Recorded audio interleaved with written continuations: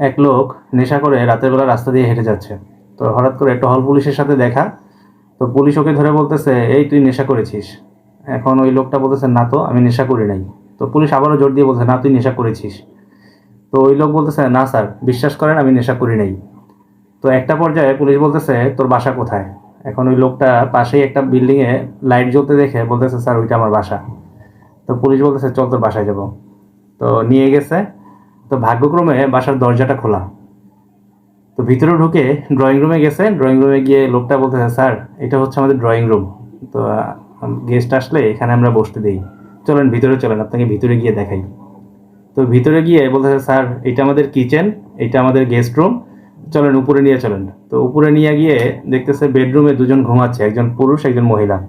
বলতেছে, স্যার এই যে শুয়ে আছে দেখতেছেন উনি হচ্ছে আমার ওয়াইফ, আর ওই যে পাশে যে শুয়ে আছে দেখতেছেন স্যার ওইটা হচ্ছে আমি।